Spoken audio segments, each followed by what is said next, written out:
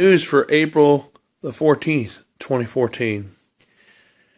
Well, today they had the Bundy Ranch blocked off with a bunch of police brigade. Yes, the government reared its corally snake-like head and recoiled to retake that ranch. Now there's cops back out there again today, and they got the roads blocked off again. People are trying to get in there, and of course on Facebook, people are telling people, not to go there because they're taking all the papers. Face it, people, they are watching you already. Face it, people, they already are surveillancing you. Clive Bundy is an innocent victim of a circumstance of a military operation, and their goal was to take that land no matter what, because it's almost $1 billion project to put a solar project out there on that land. 52 other people were kicked off their land and they got out. But Mr. Clive Bundy stayed along with his family. Now the police are back out there again tonight. They even have a command center that's deployed there. Blockades and all, it's horrible. They're doing whatever they can to get this money. And Mr. Reed,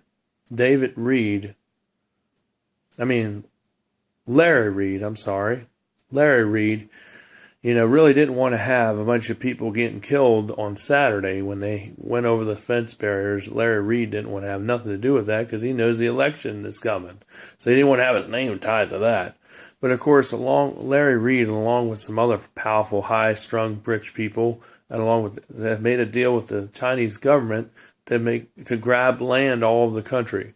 Also, part of that same deal under Agenda 21 is to drive people out of business that are mom and pop and small and medium-sized businesses, so that you can only go to the coffers or the big corporate stores.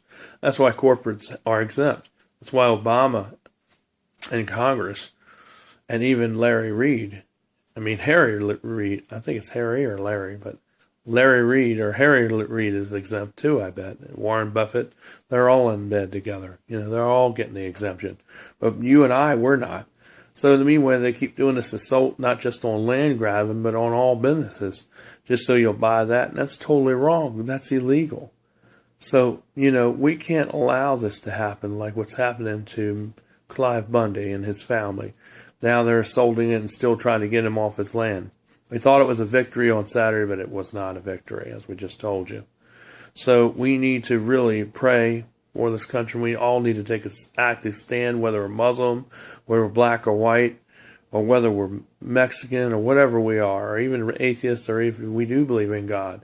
It doesn't matter what our religion is. We're all colors, we're all together. That's why we're the melting pot of the world, because we are America. That's why people came here, to escape what we're getting ready to go into. That's oppression, that's dictatorship, and that's tyranny. And that's why and persecution. That's why people left those other countries that they came over here in boats with to risk their lives just so they could have freedom. And that's why we need to keep freedom, because freedom is what works.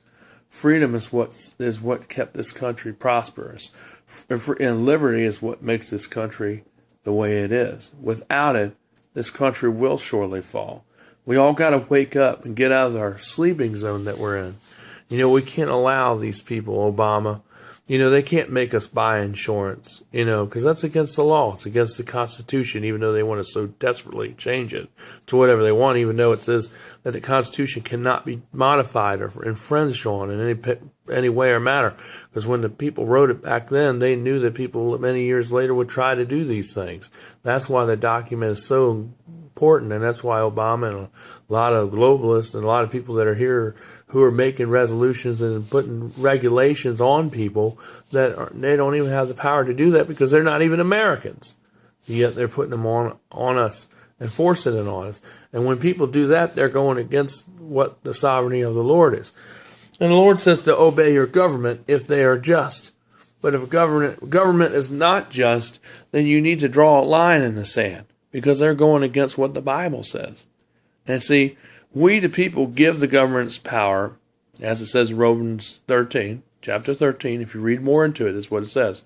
We gave the government its power, but also we, at the same time, can take that power back from the government if it goes rogue or bad, like our government is doing. So we need to practice. We need to really do that. Remember how I always said, if you don't practice your freedoms, you will surely lose them. And this is really a definite example of what's happening. We will lose them. Once it go after your land and it start coming for your property and your possessions, all bets are off. With the guns and all and everything. This is all a part of that. And to make you buy insurance when yet that's an option, just like driving a car is an option. You don't have to have a car. Well, you shouldn't have to have insurance or be taxed for it if you don't have it either. That's all part of the provisions of Obamacare, which is an abomination. And of course, we need the appeal time is not over, like Obama said. It's not over. We never really had a fair chance to really say no or vote against it because it was put in office without our vote or without our signature on it. So how in the world could you vote for something like that? Because if I had a chance to vote, which I didn't, I never saw it on the ballots, I wouldn't have ever voted for Obamacare or for the new Health Care Act or Affordable Health Care Act. Matter of fact, when I did see that on there, I voted against it because it was all about Obamacare. I knew that.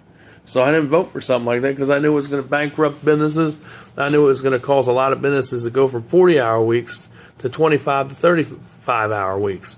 Because they have to make up that money somewhere, and it's going to raise prices on the restaurants like it's doing, making the food go higher because they got to pass that on to you because they can't afford it.